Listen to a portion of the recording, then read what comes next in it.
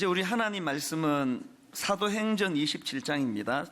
사도행전 27장 18절부터 26절까지 말씀인데 신약성경 235페이지에 있습니다. 신약성경 235페이지에 있는 사도행전 27장 18절부터 26절까지 우리 한 절씩 돌아가면서 교독해서 읽도록 하겠습니다. 제가 먼저 읽습니다. 우리가 풍랑으로 심히 애쓰다가 이튿날 사공들이 짐을 바다에 풀어버리고 사흘째 되는 날에 배의 기구를 그들의 손으로 내버리니라. 여러 날 동안 해도 별도 보이지 아니하고 큰 풍랑이 그대로 있음에 구원의 여망마저 없어졌더라. 여러 사람이 오래 묵지 못하였음에 바울이 가운데 서서 말하되 여러분이여 내 말을 듣고 그리스도에서 떠나지 아니하여 이 타격과 손상을 면하였더라면 좋을 뻔하였느니라. 내가 너희를 권하노니 이제는 안심하라. 너희 중 아무도 생명에는 아무런 손상이 없겠고 오직 배뿐이리라. 내가 속한 바 곧 내가 섬기는 하나님의 사자가 어젯밤에 내 곁에 서서 말하되 바울아 두려워하지 말라. 내가 가이사 앞에 서야 하겠고 또 하나님께서 너와 함께 항해하는 자를 다 내게 주셨다 하였으니 그러므로 여러분이여 안심하라. 나는 내게 말씀하신 그대로 되리라고 하나님을 믿노라. 같이 읽습니다. 그런즉 우리가 반드시 한 섬에 걸리리라 하더라. 아멘. 제가 아는 한 성도님 이제 큰 사업을 하시는 분인데요. 그 사업이 얼마나 힘듭니까? 뭐 이런 것도 어렵고 저런 것도 어려운데 그 중에서 그 사람과의 관계가 참 힘든 것 같습니다. 사업을 하다가 보면은 좋은 사람도 만나지만 아주 그 나쁜 그 악한 사람도 만나지 않습니까? 이런저런 일로 이분이 너무 힘드셔서 이제 막 불면이 오고 또 너무 마음이 힘드셔서 이제 저한테 기도 부탁을 하셨습니다. 제가 이제 그분 기도 제목을 듣고도 자꾸 마음에 이제 그분이 좀 안쓰럽고 마음이 쓰여가지고 이제 메일로 그분에게 시 하나를 제가 보내드렸습니다. 그 시 제목이 고목 소리 들으려면 이런 제목인데요. 내용이 아주 짧은데 참 의미가 있는 내용입니다. 한번 들어보십시오. 한 그루 늙은 나무도 고목 소리 들으려면 속은 으레껏 썩고 곧은 가지들은 다 부러져야 그 물론 굽은 등글에 매맞은 자국들도 남아 있어야. 제가 이 설교를 준비하고 또 오늘 새선명 축제 손님을 초청하는 이 말씀을 준비하다가 이 시가 떠올랐던 것은 오늘 여기 계시는 뭐 어떤 분이라서 이런 힘들고 어려운 한 가정을 지키려고 또 우리 어린 자녀들을 잘 키우려고 얼마나 애썼던 분들이겠습니까? 모든 분들에게 다 해당이 되는 것 같아요. 한 그루 늙은 나무도 고목 소리 들으려면 속은 어레껏 썩고 곧은 가지들은 다 부러져야 그 물론 굽은 등글에 매맞은 자국들도 남아 있어야. 저는 오늘 주님의 이름으로 위로해 드리고 싶습니다. 이렇게 저렇게 그 책임감을 가지고 가정을 지키기 위하여 또 직장 생활 너무너무 힘들지만 그것을 잘 버텨오신 많은 분들이 오늘 예배 가운데 주님이 그 마음을 잘 위로해 주시면 좋겠는데요. 제가 최근에 읽은 그 바운스백이라는 책에 보니까 그 하버드 대학교에서 뭘 연구했는가 하니까 그 인생의 행복적 조건이라는 게 무엇인가? 인간은 뭐가 만족이 되어야 뭐가 채워져야 행복할 수 있는가? 이거를 이제 연구를 했는데요. 하버드 대학교에서 이제 그 학생들을 대상으로 오랜 세월을 추적을 했답니다. 그 긴 세월을 그 추적을 해서 보니까 인간이 행복해지기 위해서는 7가지 조건이 채워져야 된다. 그 7가지가 뭐냐 보니까 교육, 또 안정된 결혼 생활, 금연, 금주, 운동, 알맞은 체중, 그렇게 6가지에다가 하나를 더 덧붙이는데요. 고통에 대응하는 성숙한 메커니즘. 제가 이게 참 의미가 있더라고요. 이 7번째 말하는 고통에 대응하는 성숙한 메커니즘이 없으면 앞에 6가지가 소용없다는 겁니다. 뭘 의미하겠습니까? 모든 인생에게는 누구나 예외 없이 고통이 다 온다는 거고요. 인간의 행복의 여부는 그 고통이 찾아올 때 그거에 대응할 수 있는 성숙한 메커니즘이 있느냐 없느냐, 이게 중요하다고 그런 이야기를 하는 겁니다. 이런 차원에서 저는 여러분에게 질문을 던지고 싶은데요. 여러분은 현재 어떤 고통이 여러분을 괴롭게 하고 있습니까? 또 그리고 여러분은 그런 고통이 찾아올 때 어떤 그 고통에 대응하는 성숙한 메커니즘이 있습니까? 이 질문을 하다가 보니까 무슨 생각이 드는가 하니까요. 이제 오늘 많은 분들을 이제 초청했는데, 예배 마치고 이제 오늘 이게 초청돼 오신 교회 생전에 처음 오신 분이 이제 저를 찾아와가지고, 자꾸 그 예수 믿으라고 귀찮게 하시는데, 그 목사님은 예수 믿어서 뭐가 그렇게 좋습니까? 그렇게 저한테 물으신다면요. 글쎄, 1시간 갖고도 안 될 것 같은데요. 근데 그분이 이제, 나 바쁘니까 복잡하게 말하지 말고 하나만 얘기해 보시라고 그러신다면요, 저는 오늘 본문에 나와 있는 이 말씀을 좀 드리고 싶습니다. 그 어떤 말씀이냐? 이제 이 본문의 내용을 한번 좀 살펴볼까 하는데요. 사도 바울이 이제 복음을 전하다가 이제 붙잡혀 이제 재판을 받는 과정인데, 이제 그 재판받으러 로마로 압송되는 과정에 이제 배를 타고 항해하고 있는 과정이 오늘 본문의 배경입니다. 그렇게 항해를 하다가 유라굴로라는 어마어마한 태풍을 만나는데요. 이 태풍이 얼마나 엄청난가 하니까, 자, 사도행전 27장 18절부터 20절 그 세 번역으로 한번 읽어드리겠습니다. 우리는 폭풍에 몹시 시달리고 있었는데 다음날 선원들은 짐을 바다에 내던졌고 사흘째 날에는 자기네들 손으로 배에 장비마저 내버렸다. 여러 날 동안 해도 별도 보이지 않고 거센 바람만이 심하게 불었으므로 우리는 살아남으리라는 희망을 점점 잃었다. 어떤 상황인지 아시겠죠? 그 아까운 그 짐들 다 던지고 심지어는 그 배 장비까지 지금 다 버리는 그런 상황인데도 이게 좋아지지 않아가지고 살 희망이 지금 없다는 그런 상황이에요. 근데 저는 이 본문 말씀을 쭉 묵상하다가 그 흥미로운 하나를 발견했는데요. 자, 13절을 한번 보세요. 남풍이 순하게 불매. 그래서 배를 출항시켰거든요. 그랬더니 바로 그 다음 14절에 보니까 얼마 안 돼요. 섬 가운데로부터 유라굴로라는 광풍이 크게 일어나니. 그래서 저는 이게 참 그 인생이 이런 거다, 이게. 그 남풍이 순하게 불어. 그래서 믿고 이제 배를 출항했더니 얼마 안 돼요.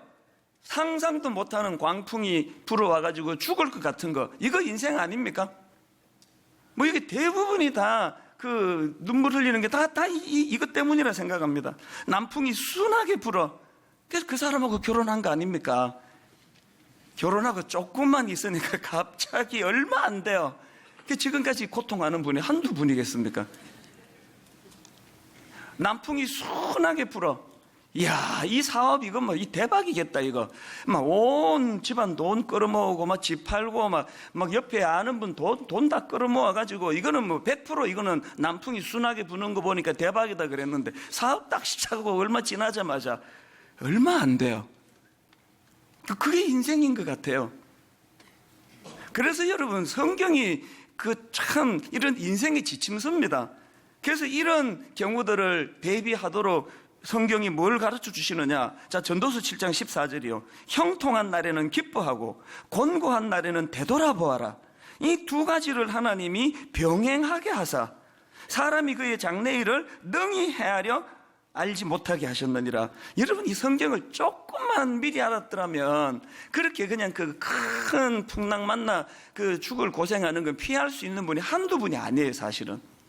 지금 잘 된다고, 지금 남풍이 순하게 분다고 그 방심하면 안 됩니다. 하나님은 이 두 가지가 병행해서 오는 게 인생이다. 어쨌든 지금 배에 탄 사람들이 이렇게 남풍이 순하게 부는 것만 믿고 그렇게 출항을 했다가 지금 광풍을 만나서 죽을 고생을 하고 있는데요. 저는 오늘 본문에서 그 중요한 포인트 하나를 좀 나누고 싶은데 그게 뭐냐 하면은, 자, 먼저 19절 20절을 다시 한번 보십시오. 사흘째 날에는 자기네들 손으로 배에 장비마저 내버렸다.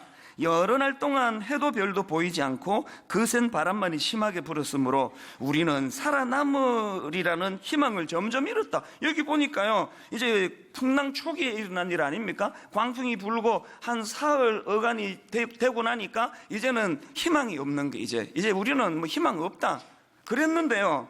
그 다음 27절을 한번 가보십시오.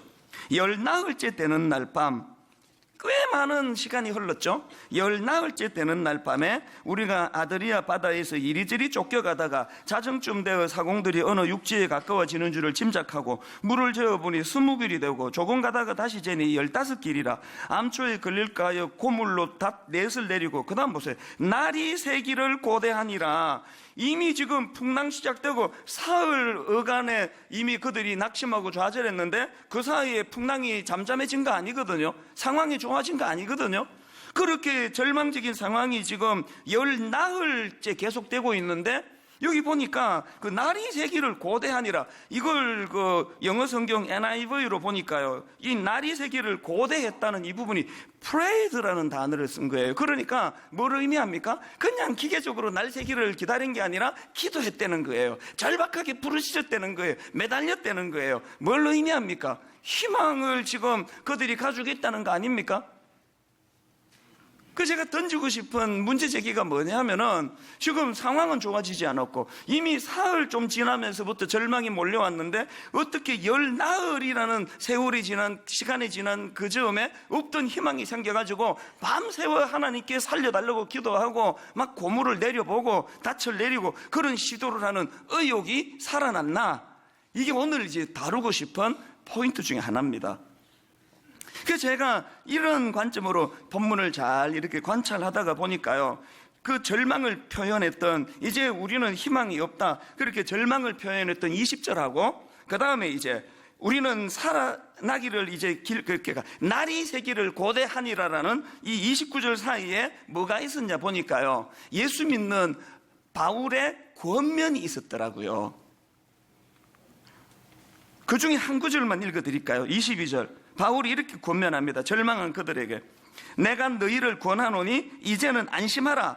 너희 중 아무도 생명에는 아무런 손상이 없겠고 오직 배뿐이리라. 그러면서 쭉 이제 그 희망해야 되는 이유를 설명하는 내용이 나오는데요.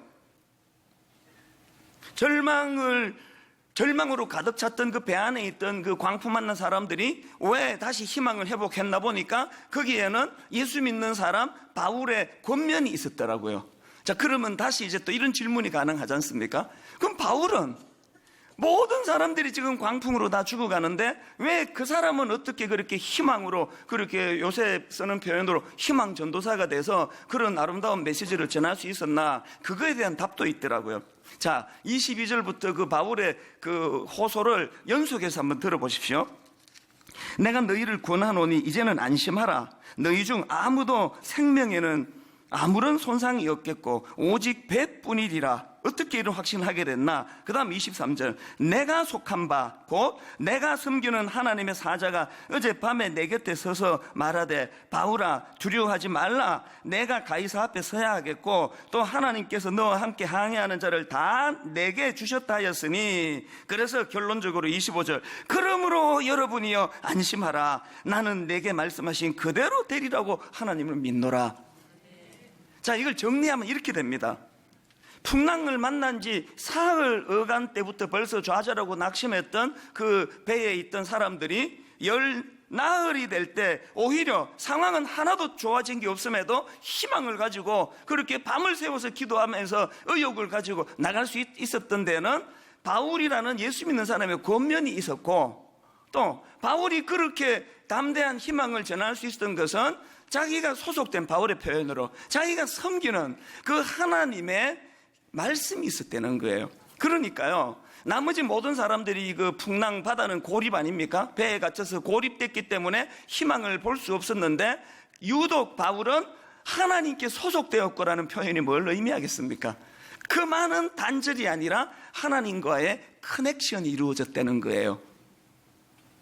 그래서 저는 이런 의미에서 아까 말씀드렸던 하버드 대학교에서 조사했던 인생의 행복 조건 중에 참 중요한 것 중에 하나가 고통에 대응하는 성숙한 메커니즘이라고 한다면 오늘 많은 현대인들이 이게 지금 결핍된 거 아닙니까? 너무 행복하게 잘 살다가 갑자기 어느 날 유라굴로 태풍 같은 인생의 광풍이 오면 바로 그 행복이 무너져 버리는 거는 바로 이런 고통에 대응하는 성숙한 메커니즘이 없기 때문이라고 한다면 오늘 저는 여러분을 초청해서 이 부분에 대해서 여러분에게 그 예수 믿으면 좋은 몇 가지를 말씀을 드리고 싶은 겁니다. 풍랑이 찾아올 때, 여러분 위기가 올 때 믿음이 주는 힘, 이걸 좀 한 몇 가지로 정리를 해드리고 싶은데요.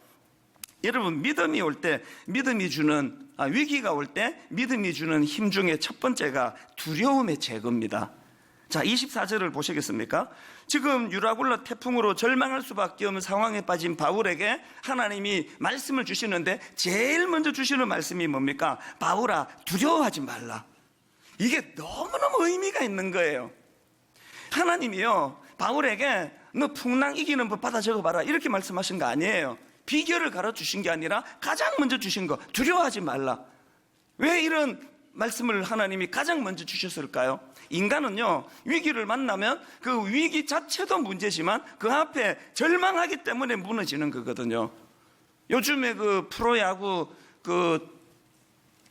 결승전을 향해서 이제 뭐 매 게임 하는 거를 저도 가끔씩 보는데요. 그 평상시 그렇게 잘 던지는 투수가요, 포스트 시즌에서 완전히 죽을 쓰는 경우가 종종 있습니다. 왜 그런가 하니까 너무 중요한 게임, 큰 경기니까 마음이 흔들려 버려서 그런 거예요. 여러분, 인생에 위기가 올 때 제일 먼저 해야 되는 건 마음을 단속하는 거예요. 하나님 이걸 정확하게 아시는 거예요. 두려워하지 말라, 제일 먼저 주시는 거예요. 하나님은 그거 어떻게 아셨을까요? 만드신 분이거든요. 우리 인생을 만드신 분이기 때문에 매뉴얼을 정확하게 알고 계세요. 바로 어젠데요, 제가 우연히 어느 인터넷 그 블로그를 방문했더니 우리 하나님이 내 옆에 계시는 분이에요. 너무너무 적절한 예화를 하나님이 제공해 주신 내가 탄성을 질렀습니다. 그 블로그에 보니까 그 루마니아의 리처드 범브란트 목사님 이야기가 거기 실려 있는데요. 이 리처드 범브란트 목사님은 누군가 하면은 그 하나님의 지하 운동이라는 책을 쓰신 분인데, 이분은요 대단한 분입니다. 그 신앙을 가졌다는 이유 때문에 14년 동안 감옥에서 고문당하고 상상할 수 없는 탄압을 받았던 분인데, 그 끔찍한 고문, 여러분 14년, 말이 14년이지 끝까지 이겨낸 분이에요. 끝까지. 그분에 대한 글이 그 블로그에 있는데요, 이분이 이제 그 감옥에서 엄습하는 두려움을 이겨내기 위하여 그렇게 절박하게 기도했대요. 너무너무 간절히 하나님께 기도했고, 그리고 또 하나님의 말씀을 늘 이제 읽으면서 그 어려움을 이겨냈는데요. 근데 이제 이 범브란트 목사님이 이제 성경을 꾸준히 읽다가 이제 그 성경에 나오는 그 두려워하지 말라는 이거를 이렇게 세기 시작했대요. 이게 몇 번 나오는지. 여러분, 이 범브란트 목사님이 감옥에서 두려워하지 말라는 거를 왜 카운트하기 시작했을까요? 두려우니까. 수시로 절망이 밀려오니까. 그래서 이제 이 목사님이 성경에 두려워하지 말라는 말이 몇 번 나오는가를 그렇게 세면서 성경을 읽었는데, 이분이 세보니까 성경에 두려워하지 말라는 말이 365번 나오더라는 거예요. 1년이 365일 아닙니까? 뭐로 의미할까요? 하나님은 아시거든요. 우리 인생이 단 하루라도 염려와 근심과 아픔과 두려움으로부터 자유하는 날이 한 날도 없다는 걸 너무 잘 아시거든요. 그 범브란트 목사님, 이제 저는 그 글에는 없었지만 제가 이렇게 추측해 보기에 그 말씀이 얼마나 위로가 됐겠습니까? 오늘 여러분, 풍랑을 만난 바울에게 하나님과의 연결고리, 이 커넥션이 이루어졌던 바울에게 하나님이 주셨던 가장 첫 번째 메시지가 두려워하지 말라. 범브란트 목사 14년 동안 희망이라고는 이게 싹시 없는 그 절망의 감옥에 있던 이분에게 하나님이 다가갔던 두려워하지 말라. 저는 오늘 여기 초청되어 오신 많은 분들, 여러분 내면에 크고 작은 염려, 근심, 이 두려움의 문제를 하나님이 아시고 여러분을 여기 초청해 주셨다고 저는 믿습니다. 여러분, 우리 옛날 어른들은 우리보다 얼마나 환경이 어려웠습니까? 지금 뭐 힘들다 그러지만요, 옛날 어른들 생각하면요, 그 옛날 어른들이 눈물로 부르던 찬양 중에 이거 아마 다 아실 거예요. 주 안에 있는 나에게 딴 근심이 있으랴. 저는 저 1절이 2절을 읽어야 1절의 의미를 안다고 생각해요. 여러분, 예수 믿는 사람은 근심이 없어지는 로봇가 되는 게 아니에요. 인공인간이 되는 거 아니에요. 2절 가사를 한번 보세요. 그 두려움이 변하여 내 기도 되었고 전날의 한숨 변하여 내 노래 되었네. 이 선교들 오실게 오늘 노래가 또 참 잘 되는 것 같아요. 이 1절에 여러분, 주 안에 있는 나에게 딴 근심이 있으랴. 오해할까봐 2절에서 그 두려움이 변하여 내 기도 되었고 전날의 한숨 변하여 내 노래 되었네. 예수 믿으면 기계가 되는 거 아닙니다. 똑같이 두려워요. 저 얼마나 많은 두려움이 엄습하는지 아십니까? 두려움이 안 찾아와서 행복한 게 아니에요. 두려움이 밀려올 때마다 그 두려움을 변하게 하는 능력, 기도라는 걸 하나님이 주셨고, 그 두려움이 내게 밀려올 때 그 두려움을 물리치도록 하나님이 찬양을 주셨기 때문에, 저는 오늘 먼저 믿은 저와 여러분부터 시작해가지고 그 두려움이 변하여 내 기도 되었고 전날의 한숨 변하여 내 노래 되었네. 이 말씀이 삶 속에서 구현되는 축복이 저와 여러분에게 있기를 주님 이름으로 축원합니다. 두 번째로요, 위기가 올 때 믿음이 주는 힘이 하나 더 있습니다. 그게 뭐냐? 사명감이 주는 확신이에요. 자, 24절에서 바울이 두려워할 때 하나님이 두려워하지 말라 이렇게 말씀을 하셨다고 방금 제가 말씀드렸는데요, 그냥 막 무대뽀로 그냥 막 두려워하지 마. 우리가 이제 능력 없는 이 인간 부모는 그것밖에 못해요. 애가 막 울고 오면은 뭐 울지 마라 그것밖에는 못해요. 하나님은 그런 분 아니에요. 24절을 다시 한번 보시겠습니까? 자, 바울아 두려워하지 말라 이렇게 말씀하시고는 내가 가이사 앞에 서야 하겠고 또 하나님께서 너와 함께 항해하는 자를 다 내게 주셨다 하였으니, 하나님은요, 기계적으로 단순히 위로 차원에서 두려워하지 말라는 말씀을 주시는 분이 아니라 두려워하지 않을 수 있는 비결도 같이 주시는 분이에요. 여기 지금 흐름을 보니까 하나님이 두려워하지 말라 하시고는 네가 가이사 앞에 서야 하겠고 사명을 건드는 거예요. 너 걱정하지 마라. 너 죽을 수 없다. 이 풍랑으로 네 인생 끝나지 않는다. 왠지 아니? 너한테 사명이 있거든. 네가 로마로 가서 복음을 전해야 하는데 어떻게 여기서 죽겠니? 그리고 또 이 배에 탄 수많은 사람들이 절망하고 있는데 너 이 사람들을 향한 그 복음의 능력이 나타나야 되는 거 아니니? 여러분, 오늘 우리가요, 예수 믿는 사람으로서 이 사명을 자각하는 것, 늘 말씀드리지만 여러분, 하루의 첫 시작 어떻게 하십니까?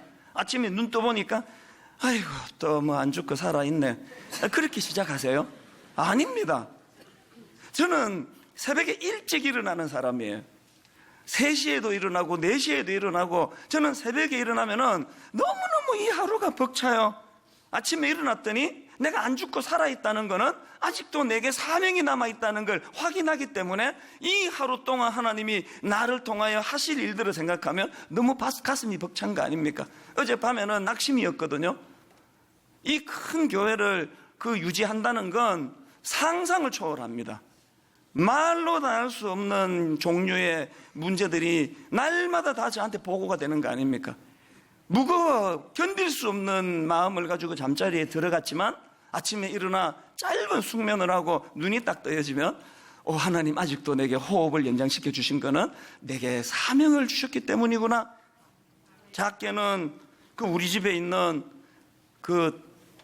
작은 것에 큰 거 하나, 내 식구를 제가 감당해야 될 사명이 내게 남아있고, 범위를 좀 넓히면 오늘도 이렇게 말씀을 사모하는 수많은 성도님들에게 말씀을 전해야 되는 사명이 제게 남아있고, 또 범위를 좀 더 넓혀 이렇게 타락했다고 비난받는, 또 목사들이 타락했다고 손가락질 받는 이 시대에 여러분, 제 사명은요, 정말 하나님, 내가 타락하지 않고 그런 자리에 빠지지 않고, 아버지, 많은 세상 사람들이 그 목사라고 다 타락한 거 아니네, 아버지, 이걸 제가 좀 보여드리기를 원합니다. 이게 제 사명이에요. 저는요, 한국 교회를 위하여 막 어마어마한 일 계획하는 거 하나도 없습니다. 그저 은퇴할 때까지 성도들 안심시키고, 은퇴할 때까지 헛된 짓 안 하고, 들여다보나 멀리서 보나 한결같은 모습을 가지고 제가 잘 은퇴하게 되면, 어이구, 목사들 다 타락한 거 아니네, 저런 목사가 한국에 얼마나 많겠어. 저는 내 사명이 이거라고 생각하거든요. 이 하루하루가 얼마나 벅찬지 아십니까? 바울이, 하나님이 그 사명을 회복시켜 주시니까요, 놀라운 이야기를 하는데요. 여러분, 그 30절을 한번 보세요. 사공들이 도망하고자 하여, 지금 이제 이 사공들은 벌써 경험이 많으니까요, 이제 자꾸 수심도 얕아지는 것 같고 살 것 같거든요. 이제 도망하려는 거예요. 사공들이 도망하고자 하여 이물에서 닻을 내리는 채하고 그룻배를 바다에 내려놓거늘. 여러분, 지금 그 상황에서 전문가라고 하는 이 사공들이 다 도망가 버리면은 그 배가 어떻게 되겠습니까? 위기 아닙니까? 그래서 바울이 이제 이 위기를 이렇게 호소합니다. 31절. 바울이 백부장과 군인들에게 이르되, 이 사람들이 배에 있지 아니하면 너희가 구원을 얻지 못하리라 하니. 지금 여기에 여러분, 제가 그 너희가에다가 제가 굵은 표시를 했는데요, 그 이상한 거 아닙니까? 바울이 지금 헬리콥터 타고 있습니까? 자기도 배 안에 있잖아요. 근데 여기 왜 너희입니까? 우리지. 죽으면 자기도 죽는 거 아닙니까? 근데 바울이 지금 우리가라고 말하지 않고 너희가라고 말하는 거기에는 무슨 확신이 있습니까? 하나님이 말씀 주셨거든요. 내 사명, 로마에 가서 내 사명을 감당하기까지는 나는 죽을 수 없다, 이 확신을 갖고 있으니까 자기도 모르게 툭 튀어났다고 생각합니다. 여러분, 이 땅을 살면서 우리 삶에 대해 이 정도 자신은 좀 있어야 되는 거 아닙니까? 저는 20대 초반에 이민 가가지고 이걸 경험한 사람이에요. 그래서 하나님께서 저에게 사명을 주셨기 때문에 20대 초반에 그런 고난의 길을, 고난의 광야의 학교에 입학을 시켜주셨다고, 또 오늘 분당 우리 교회 이 자리에 있기까지 하나님이 저를 통하여 이 용량을 늘려주시기 위하여 많은 고난을 주셨기 때문에 저에게 고난은 너무너무 사명이에요. 짐이 무거우면 그건 사명이에요. 그래서 저는 습관적으로요, 이민 초기도 그랬고요, 분당 우리 교회 개척하고도 뭐 일이 얼마나 복잡합니까? 학교를 빌려 쓰다 보니까 뭐 우리 공간도 없고 이러니까 크고 작은 일들이 뭐 항상 일어나고, 뭐 지금도 마찬가지예요. 그럴 때마다 제가 좀 지치고 제가 좀 힘들면은 습관적으로 독백 하나가 있는데, 전 이렇게 독백을 합니다. 사명을 가진 나는 죽을 자유도 없다. 사명을 가진 나는 죽을 수 없다. 사명을 가진 나는 절대로 이대로 무너지지 않는다. 바울은요, 하나님이 그가 두려움 가운데 있을 때, 풍랑을 만나 절망할 때 두려워하지 말라라는 그런 말씀으로 안돈도 시켜주셨지만, 오히려 그런 위기의 때 사명을 고치시켜 주셨다는 거예요. 여러분, 무슨 일로 힘든지 모르지만 그 문제만 매달려 이거 해결해달라고 바둥바둥하는 인생이 아니라, 문제가 찾아오면 찾아올수록 아버지, 나는 사명이 자각되기를 원합니다. 나는 절대 이것에 무너지지 않을 수밖에 없는 인생입니다. 왜? 사명이 남아있기 때문입니다.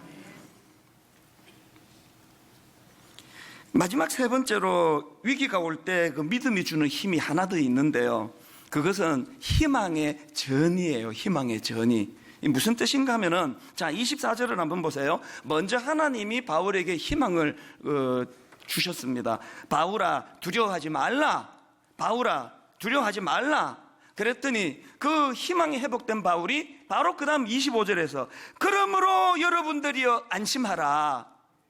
저는요, 이 두 상관관계요, 바울아, 두려워하지 말라. 그래서 바울이 사람들을 향해 그러므로 여러분들이여 안심하라. 지금 만약에요, 누가 한국교회가 타락했다 그렇게 이야기한다면 나는 그 증거를 여기에서 대겠습니다. 한국교회는 바울아 두려워하지 말라는 소리를 수없이 들으면서도 이 혼란한 세상을 향하여 그러므로 여러분들이여 안심하라, 이걸 외치지 않는 이게 타락의 증거라고 생각합니다. 오늘 여러분은 누구에게 이 사실을 외치고 계십니까? 책 제목인데요, 엄마는 내가 죽었으면 좋겠다고 말했다. 그래서 참 독특한 제목 아닙니까? 책 제목이요, 엄마는 내가 죽었으면 좋겠다고 말했다. 이게 어떤 내용인가 하면은 그 남아프리카 공화국의 그 마틴 피스토리우스라는 어린 소년이 있었는데 그때 12살 때예요. 12살 때 이 어린애가 그 크립토코쿠스 뇌막염, 전 처음 들어보는 병명이에요. 크립토코쿠스 뇌막염이라는 그 희귀한 병에 걸려가지고요, 이제 의식이 이제 불명이 되고 식물인간이 되는 거예요. 그렇게 이제 죽은 듯이 누워 있었는데 4년 만에 기적이 일어난 겁니다. 4년이 지났는데 이렇게 죽어 있던 이 아이가 의식이 돌아온 거예요. 그래서 이제 다 들리고 다 느껴지고 보이고 이게 다 되는데 문제가 뭐냐? 여전히 몸을 못 움직이는 거예요. 그래서 사람들은 얘가 지금 의식이 돌아왔다는 사실을 모르는 거예요. 야, 여러분, 이 애가요, 그렇게 의식이 돌아왔지만 몸을 못 움직이는 상태로 9년을 지냈대요. 얼마나 답답했겠습니까? 하루는요, 이 책 제목이 왜 엄마는 내가 죽었으면 좋겠다고 말했다인가 하면은요, 하루는 엄마가, 그 엄마도 사실은요, 그 오랜 간호 끝에 너무너무 지치고 애는 살아나질 않고 그러니까 그 자살 시도까지 했던 분이에요. 하루는 그 엄마가요, 너무 낙심이 되니까 그랬겠죠. 이 애는 이제 못 듣는 줄 알고 그랬겠죠. 그 아이 앞에 무슨 말을 했는가 하면 그 부분을 제가 읽어드릴게요. 네가 죽었으면 좋겠어. 엄마는 나를 바라보며 천천히 말했다. 네가 죽어야 해. 엄마가 그렇게 말한 순간 온 세상이 아득하게 느껴졌다. 나는 엄마가 고요한 방 안에 나를 남겨두고 나가는 모습을 멍하니 지켜보았다. 그날 엄마가 바라는 대로 해주고 싶었다. 도무지 견딜 수가 없는 말을 듣고 있자니 이제 그만 삶을 내려놓고 싶었다. 여러분, 이 아이의 그 절망이 느껴지십니까? 그렇게 9년의 세월을 보내고 있었는데요, 이 아이 인생에 기적이 일어난 거예요. 어떤 기적이 일어났느냐? 간병인이었던 버나라고 하는 간병인이요, 미세한 움직임을 통해 이 애가 의식이 돌아왔다는 걸 자각하기 시작한 거예요. 자, 그 대목도 들어보세요. 버나는 다른 간병인과 달리 말을 걸기 시작했고 나는 결코 잊지 못할 사람을 만나게 되었음을 직감했다. 온갖 의구심에도 불구하고 버나는 좀처럼 흔들리지 않았다. 신념이 불꽃같이 타올랐는지 내가 사람들의 말을 이해하는 것 같다고 이 사람 저 사람에게 말하고 또 말한 뒤에 나의 부모님에게 검사를 해보자고 말했다. 처음에는 누가 귀담아 들었겠습니까? 정신 나간 소리 하지 말라고. 이 버나가 끊임없이 그것을 외쳐가지고요, 그래서 그 부모가 마음이 바뀐 거예요. 그럼 그냥 속는 셈 치고 검사는 한번 받아보자고. 이게 이제 이 아이가 살아나는 계기인데요, 9년을 그렇게 여러분 죽은 듯이 있던 이 아이가 이 청년이 돼가지고 그때 다시 되살아난 게 그때가 25살이 됐습니다. 지금 이 청년이 어떻게 변했는지 아십니까? 그렇게 되살아난 마티 피스토리우스라는 이 청년은요, 믿겨지지 않는 삶의 변화가 일어났는데 지금 이 청년은요, 의사소통 프로그램을 익혀가지고 이제 직장을 다니고 있답니다. 또 대학을 졸업했답니다. 또 좋은 자매를 만나서 결혼을 했답니다. 더 놀라운 거, 지금요 웹 디자인으로 일하고 있는데요, 취미로 휠체어 경주 클럽에 가입해서 취미 생활도 즐기고 있답니다. 여러분, 그 절망적인 이 한 인생을 이렇게 완전히 변화된 인생으로 바꾸게 만든 건 딱 한 사람, 간병인 버나라는 그 한 사람. 그래서 이제 아까 이제 그 부모를 설득해가지고 병원으로 이제 가기로 결정했던 날, 그 버나가 그 아이에게 이렇게 속삭입니다. 버나가 나를 보며 말했다. 최선을 다하는 거야, 알았지? 나는 내게 오리라 생각지 못했던 단 한 번의 기회를 붙잡기 위해서라면 온몸의 조직 하나하나까지 다 활용할 셈이었고 그런 의지가 전해지기를 바라며 버나를 마주보았다. 이게 오늘 본문의 유라굴로 태평 앞에 그 절망했던 사람들에게 소리쳤던 바울하고 똑같은 상황 아닙니까? 여러분, 이게 교회인 줄로 믿습니다. 오늘 초청되어 오신 여러분, 아무리 풍랑만나 힘들고 죽을 것 같지만 여러분 아직 죽지 않았습니다.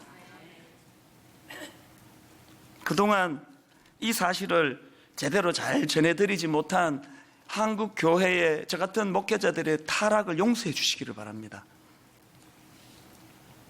저희 교회는 다음 주일날 청년주일로 지킵니다. 세상에 아버지 세대보다 더 못 살게 되는 첫 세대가 우리 다음 세대예요. 너무너무 힘들고 너무너무 절망하는 우리 청년들을 위해서 매 가을날 우리는 청년들을 축복하는 그런 예배를 드리는데요. 작년에도 청년주일을 드리면서 이제 이 드림북이라고요. 이거를 이제 나누어 드리고 이 안에다가 이제 그 추천 도서 같은 것도 넣고 엽서도 넣고 해서 여러분들이 감동받은 좋은 신앙 서적이 있으면은 한 권 사인해 가지고 그리고 엽서에다가 격려 한마디 해 가지고 우리 젊은이들에게 좀 전해 주십시오 그랬더니 작년에 수천 권의 책이 들어왔습니다. 제가 청년부 담당 교육자에게 우리 청년들에게 전해진 그 엽서 몇 개만 좀 골라달라고 부탁을 했더니요. 제가 이거를 읽는데 너무 마음이 뜨거워졌습니다. 한 두세 개만 읽어드릴게요. 엽서에 이런 게 있었습니다. 주님의 이름으로 축복합니다. 7년 동안 제가 하나님 곁을 떠나 있을 때 하나님께서는 단 한순간도 저를 떠나지 않으시고 아파하는 마음으로 사랑하는 마음으로 옆에 계심을 깨달았지요. 청년의 때에 하나님 곁에 없었지만 하나님이 함께 계셨기에 청년의 때에 하나님 곁에 없었지만 하나님이 함께 계셨기에 다시 십자가 앞으로 돌아올 수 있었답니다. 또 그 다음 엽서도 이런 내용이 있습니다. 저는 45세 주부입니다. 38세에 주님을 만나고 인생의 모든 방향이 완전히 변하였습니다. 세상의 성공을 위하여 인류대학과 남들 부러워하는 대기업의 대학 강의까지 인생은 순탄한 듯 달려왔지만 주님 없는 성공의 끝은 우울증과 공황장애, 가정의 깨어짐으로 귀결되더라고요. 우리 교회 신앙생활로 내면과 가정이 바로 서고 회복되니 젊은 날에 예수님 없이 낭비했던 모든 에너지들이 너무 후회되지만 그때의 실패마저도 사용하시는 주님을 사랑할 수 있습니다. 하나만 더 읽어드릴까요? 콤마하고요, 따옴표예요. 시간은 내 등 뒤로 흐르고 난 소리친다. 도둑이야. 하나님이 보시기에 그냥 두고 보기에도 아까운 젊은 그대는 인생에서 가장 아름다운 시간을 지나고 있습니다. 이 모든 것들이 어른이 먼저 누렸던 그 복음의 기쁨, 희망을 지금 젊은이에게 전이해주고 있는 거 아닙니까? 전수해주고 있는 거 아닙니까? 지난주 제가 보고받고 너무 감사했던 게요, 원래도 이렇게 드림북 가져간 게 6,000통이랍니다. 6,000통. 너무너무 가슴이 뛰어요. 6,000여 명의 젊은이들에게 기성세대 어른들의 그 따뜻한 카드 한 장, 책 한 권이 우리 청년들에게 얼마나 큰 힘이 될까. 오늘 저는 이런 결론을 내리기를 원합니다. 저는 여러분에게 이렇게 선포하기 원합니다. 25절, 그러므로 여러분이여 안심하라. 나는 내게 말씀하신 그대로 되리라고 하나님을 믿노라. 오늘 이 설교를 녹여놓은 것 같은 찬양이 하나 있는데요, 우리들의 찬양 14번입니다. 내 영혼 지치고 피곤할 때에 근심 걱정 내 마음 짓누를 때 난 잠잠히 주님을 기다리네. 주님 내 곁에 오실 때까지. 우리가 불러드릴 테니까 한번 초청되어 오신 분들 조용히 가사를 한번 음미해 보시면 좋겠습니다. 지치고 피곤할 때에 근심 걱정 내 마음 짓누를 때 내 마음 짓누를 때 난 잠잠히 주님을 기다리네. 주님을 기다리 언제까지? 주님 내 곁에 오실 때까지. 때까지 다시 한번 내 영혼 지치고 피곤할 때에 지치고 피곤한 여러분 이럴 때 없습니까? 근심 걱정 내 마음 진두를 때 내 맘 짓누를 때 난 잠잠히 주님을 기다리네. 주님을 기다리 언제까지? 주님 내 곁에 오실 때까지. 곁에 오실 때 주 날 일으켜 주 날 일으켜 산 위에 세우 거친 바다 위 걷게 하시네. 위 걷게 하시네 주만 의지할 때 강함 주네. 지할 때 강함 주 크신 능력 내게 부어주시네. 내게 부어주시네 주 날 일으켜 주 날 일으켜 산 위에 세우네. 세우네 거친 바다 위 걷게 하시네. 위 걷게 하시네 주만 의지할 때 강함 주네.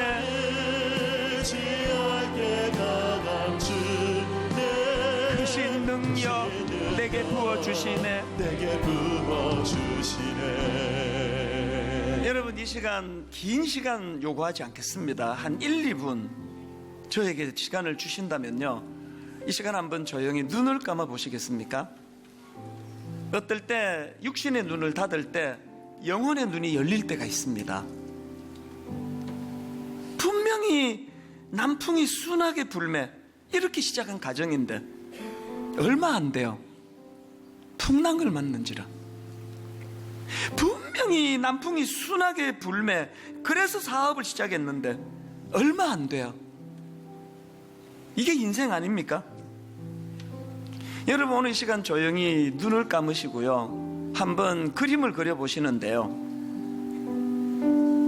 분명히 남풍이 순하게 불매로 시작했는데 얼마 안 돼요. 풍랑을 만나 너무너무 당황하고 있는 자기의 모습을 한번 떠올려 보세요. 아까 말씀드렸죠, 단절이라고. 누구도 도와줄 사람이 없네요. 예수를 믿게 되면 주님이 십자가를 통해서 그림 하나를 더 그려주세요. 예수 믿기 전에는요, 이 그림밖에 없었습니다. 단절, 고립, 두려움. 근데 제가 예수를 믿고 나서 그림이 하나 더 있는데 십자가가 보여요.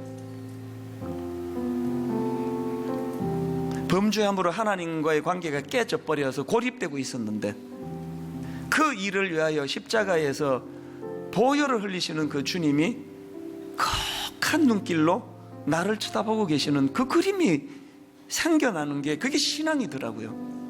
여러분 지금까지 아무리 떠올려도 내 눈에 떠오르는 그림은 풍랑 만나 고립되어 있는 그 그림밖에 없었다고 한다면 한 그림이 더 그려지는 것, 오늘 이 시간에 여러분에게 이 그림이 그려지기를 원합니다.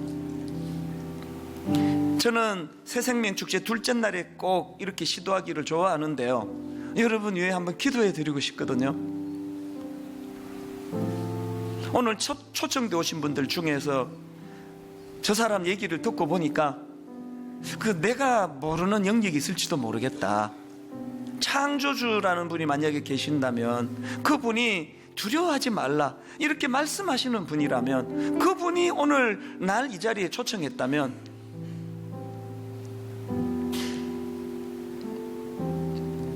그 축복 나도 좀 받아보고 싶다. 그런 분이 계시면 조용히 자리에서 초청해 오신 분과 함께 조용히 자리에서 일어나시면 좋겠습니다. 다른 의도하는 거 전혀 없고요, 축복해드리고 싶은, 기도해드리고 싶은 그거 말고는 아무 의도가 없습니다. 우리 본당에서도 또 드림센터에서도 옆에 체육관에서도 그냥 여러분 기도해드리고 싶은 제 마음을 좀 받아주세요. 지금 많은 분들이 일어나고 계시지만 하나님, 교회만 왔다 갔다 하는 것이 신앙이 아니라 인생은 분명히 남풍이 순하게 불매, 이거 믿고 발걸음을 옮겼던 가정이고 직장이고 사업인데 전혀 예상할 수 없던 얼마 안 돼요. 여러분 주저하지 마시고 일어서시면 좋겠습니다. 주소 적어내라, 전화번호 가르쳐달라, 이런 거 안 합니다. 기도해드리고 싶은 거거든요. 본당 안에서 지금 여기저기에서 일어나고 계시는데요, 체육관에서도 드림센터에서도 그러리라고 저는 믿습니다. 그런가 하면은 이미 나는 교회를 다니고 있지만 사실은 나는 무늬만 크리스찬입니다. 두려움이 올 때, 광풍을 만날 때 아무 그림이 안 그려지고 떨고 있는 나밖에는 그림이 없습니다. 그런 분들이 계시다면 하나님 은혜를 사모하는 마음에서 일어나시기를 바랍니다. 하나님, 저는 은혜가 필요한 인생입니다.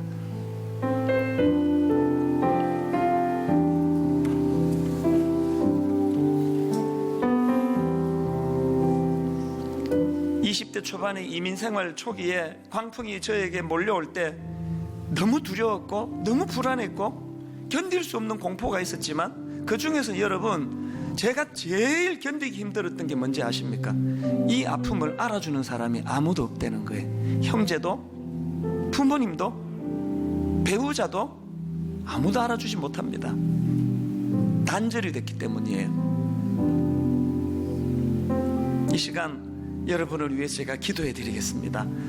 고마우신 하나님 아버지, 인생길에 웬 폭풍은 이렇게 자주 불어닥치고, 하나님 인생길에 분명히 이 길로 가면은 잘 되겠다는 그 기대감으로 시작했는데 얼마 지나지 않아 당황스러운 일, 난감한 일을 만나는 것이 인생이라고 한다면, 오늘 은혜를 구하며 자리에서 일어난 귀한 아버지 초청받아 오신 손님들에게 아버지, 이후에 저들의 삶에는 풍랑 만나 떨고 있는 그 그림밖에는 그려지지 않는 인생에서, 십자가에서 그 상한 우리를 내려다보시는 그 주님의 그림이, 십자가의 그림이 같이 그려지는 그 인생이 되도록 인도하여 주시기를 원합니다.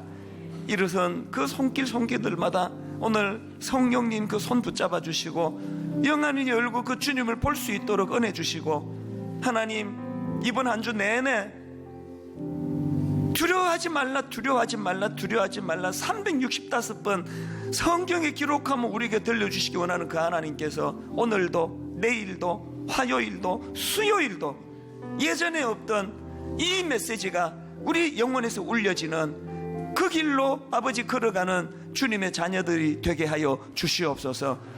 오늘 그렇게 인도해 주시는 주님께 감사드리옵고 예수님 이름으로 기도드립니다. 아멘. 우리 다 자리에서 일어나셔서 우리들의 찬양 15번, 이 찬양은요, 안이숙 여사라고요, 옥중에서 핍박당함, 아까 범브란트 목사님과 같은 케이스예요. 그 절망적인 상황에서 주님께 고백했던 그 내용을 담은 찬양입니다. 우리가 불러드릴 텐데 한번 가사를 가만히 들어보시면 좋겠습니다. 내일 일은 난 몰라요. 내일 일은 난 몰라요. 하루하루 살아요. 하루 살아요. 불행이나 여행함도 내 뜻대로 못해요. 험한 이 길 가고 가도 끝은 없고 곤해요. 이게 우리 인생길 아닙니까? 주님 예수 팔 내미사 내 손 잡아주소서. 내일 일은 난 몰라요. 잔내일도 몰라요. 아버지여 날 붙드사 평탄한 길 주옵소서. 내일 일은 난 몰라요. 잔내일도 몰라요. 그래서 사모합니다. 아버지여 날 붙드사 평탄한 길 주옵소서. 같이 기도하시겠습니다. 우리 주 예수 그리스도의 은혜와 하나님 아버지의 다함없는 사랑과 성령님의 감동, 감화, 위로, 교통, 충만하심의 역사가 예측하지 못한 풍랑을 만나 너무너무 외롭고 고독하고 어떻게 할 수 없어 눈물 짓고 있는 많은 영혼들을 이곳에 보내주셔 그들이 주님 만나기를 갈망하며 소원하며 눈물로 기도하는 귀한 주님의 자녀들과 이곳에 초청받아 오신 모든 귀한 손님들에게 그 은혜가 부어지기를 갈망하며 눈물로 예배하는 모든 주의 자녀들 머리 위에 지금부터 영원토록 함께 하시기를 간절히 축원하옵나이다. 아멘.